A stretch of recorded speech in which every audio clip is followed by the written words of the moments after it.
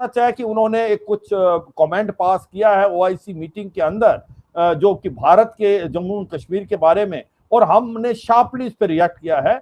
हमने बताया है कि जम्मू कश्मीर भारत का अटूट अंग है और आपका कोई लोकल स्टैंडर्ड नहीं है उसके ऊपर बातचीत करने पे।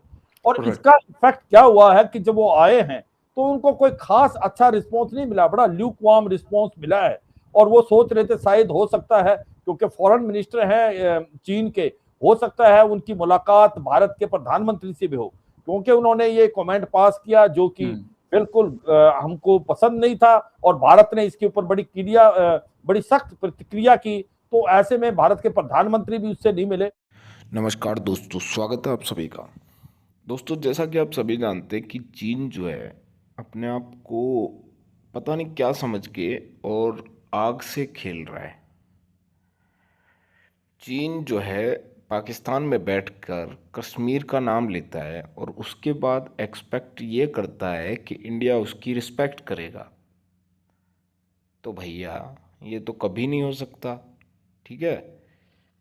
तो मुझे नहीं पता कि चीन के फॉरेन मिनिस्टर को समझ में आया या नहीं आया, लेकिन एक क्लियर कट मैसेज ज़रूर इंडिया ने दे दिया कि अपनी हद में रहोगे तो ठीक रहोगे, और अगर हद से ज़्यादा आगे बढ़े तो उसके बाद हमें क्या करना है ये हम भी जानते हैं और ये भी जानते हैं अच्छी तरह से। चलिए वीडियो की तरफ बढ़ते वांग यी इस वक्त न्यू दिल्ली का उन्होंने दौरा किया है।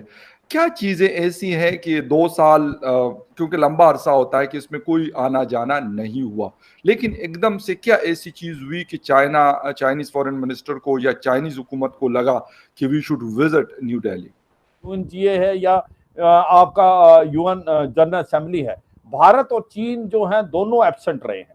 तो कहीं ना कहीं ये दिखाता है कि कुछ कन्वर्जेंस है भारत और चीन का।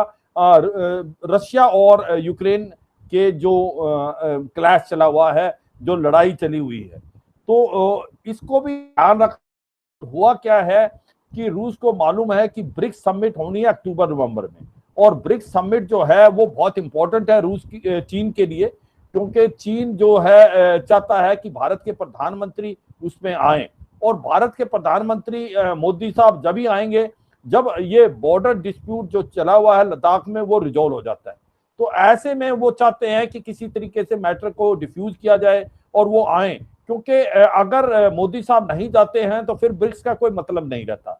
और उसके साथ ब्रिक्स के साथ वो चाहते हैं जो चीन की आरआईसी की भी मीटिंग हो, जिसके अंदर रशिया, इंडिया और चाइना है, उसकी भी मीटिंग होगी साइड लाइन में। तो इसको मद्देनजर रखते हुए वो अभी दौरा साउथ एशिया का कर रहे थे, जैसे आपने ठीक बताया। पहले वो इस्लामाबाद गए, वहां पर उन्होंने ओआईसी की मीटिंग को भी अटेंड किया as a observer, as a guest. फिर वो काबुल गए, फिर वो भारत में आए और फिर वो यहाँ से नेपाल गए हैं। ये भी सच है कि उन्होंने एक कुछ कमेंट पास किया है ओआईसी मीटिंग के अंदर, जो कि भारत के जम्मू कश्मीर के बारे में, और हमने शार्पली इस पर रिएक्ट किया है। हमने बताया है कि जम्मू कश्मीर भारत का अटूट अंग है और आपका कोई लोकल स्टैंडर्ड नहीं है उसके ऊपर बातचीत करने पे। और इसका इफेक्ट क्या हुआ है कि जब वो आए हैं तो उनको कोई खास अच्छा रिस्पॉन्स नहीं मिला, बड़ा ल्यूक वार्म रिस्पॉन्स मिला है। और वो सोच रहे थे शायद हो सकता है, क्योंकि फॉरेन मिनिस्टर हैं चीन के, हो सकता है उनकी मुलाकात भारत के प्रधानमंत्री से भी हो, क्योंकि उन्होंने ये कमेंट पास किया जो कि बिल्कुल हमको पसंद नहीं था और भारत ने इसके ऊपर बड़ी सख्त प्रतिक्रिया की। तो ऐसे में भारत के प्रधानमंत्री भी उससे नहीं मिले। जन साहब, एक चीज और है, जो इंडियन हुकूमत है उन्होंने कहा है कि जब तक यानी हमारे और आपके बॉर्डर्स पे, यानी चाइना और हिंदुस्तान के बॉर्डर्स पे अगर टेंशन जिस तरीके से फोर्सेस डिप्लॉयड हैं, तो कहते हैं कि माहौल साजगार नहीं है बातचीत के लिए और हालात मामूल पे नहीं आ सकते। तो इस पे चाइना का क्या रिस्पॉन्स हो सकता है इन फ्यूचर? क्या वो रिवर्स कर सकते हैं अपने फौजों को, या ऐसा कोई प्लान नजर नहीं आ रहा? हाँ, तो बिल्कुल देखो हो क्या रहा है कि पहले तो आपने जब बोला था डोकलम डोकलम 2017 में हुआ था, उससे यस, एग्जैक्टली। 2017 से पहले नहीं, बिल्कुल ठीक है फकर, 2017 से पहले ये सोचा था कि भारत और चीन के बीच में उस समय एक $100 बिलियन से ज्यादा का ट्रेड था। भारत एक बहुत बड़ी मार्केट थी चीन के लिए। तो भारत और चीन के बीच में कभी भी लड़ाई जैसा माहौल नहीं होगा, ऐसा सोचा गया। मगर पहले डोकलम हुआ, और फिर लद्दाख हुआ। तो अब ये साफ हो गया है कि ऐसा नहीं है कि अगर हमारा ट्रेड 122 से बिलियन डॉलर से ज्यादा हो गया, लड़ाई जैसे हालात हो सकते हैं भारत और चीन के बीच में, और ऐसे में भारत जो है अभी चौकन्ना है। जो प्रोटोकॉल है 1993, 97 और 96 का जो हमने साइन किया हुआ है भारत और चीन ने, तब तक और जब तक चीन जो है यथास्थिति अप्रैल 2020 की ना करे, मतलब जहां वो आया है वहां से पीछे ना हटे, तब तक बायलैटरल रिलेशन नॉर्मल नहीं हो सकते। आज हम अपने वजीर आजम साहब को ही बताना चाहते हैं, प्राइम मिनिस्टर साहब बिल्कुल ठीक कह रहे हैं, वो जो कह रहे हैं ना कि पूरी दुनिया में इस्लामोफोबिया फैल रहा है, पूरी दुनिया के लोग इस्लामोफोबिया की वजह से जो है वो मुसलमानों से डरते हैं, वो उनसे खौफ खाते हैं, वो उनको एक शिद्दत पसंद समझते हैं, वो उनको दहशतगर्द समझते हैं, जिसकी वजह से मुसलमानों का पूरी दुनिया में रहना जो है वो अजीरन हो चुका है मुख्तलिफ मुल्कों में। और यही वजह है कि हमारे वजीर आजम साहब ने इसका अलम बुलंद किया और वहाँ से UN से करारदाद मंजूर करवाई, रेजोल्यूशन पास करवाई है। लेकिन प्राइम मिनिस्टर को ये पता ही नहीं कि वो ऐसे तमाम लोग जिनकी वजह से इस्लामोफोबिया फैल रहा है, जिनकी वजह से इस बीमारी ने जन्म लिया है, जिनकी वजह से ये मुसलमानों पे पूरी दुनिया में जो अच्छे मुसलमान भी हैं उनके ऊपर ये वक्त आया हुआ है कि वो भागते फिर रहे हैं और उनको जो है वो मारा जा रहा है कि भाई तुम शिद्दत पसंद हो, तुम दहशतगर्द हो। वो लोग हमारे वजीर आजम के आसपास मौजूद हैं। बिल्कुल प्राइम मिनिस्टर साहब, आपने थोड़े दाएं और बाएं थोड़ा सा झांक कर देख लीजिए, थोड़ा सा ज़रा झांक कर देखिए अपने दाएं बाएं, अपने बगल में देख लीजिए कौन कौन खड़ा है।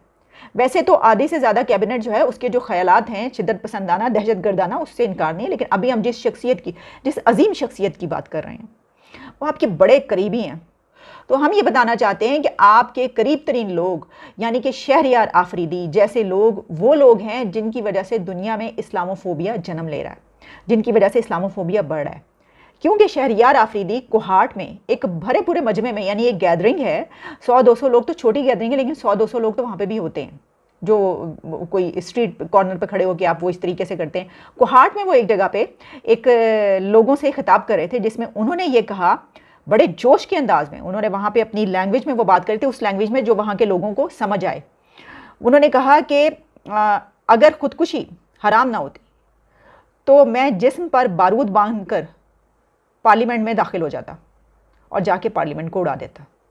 उन्होंने कहा अगर मेरे मज़हब में खुदकुशी हराम ना होती तो मैं अपने जिस्म पर बारूद बांधता, यानी मैं खुदकुश जैकेट पहनता और मैं अपने पार्लियामेंट में घुस जाता और पार्लियामेंट में बैठे हुए तमाम लोगों को जिनको उन्होंने मुनाफिकीन का उनको उड़ा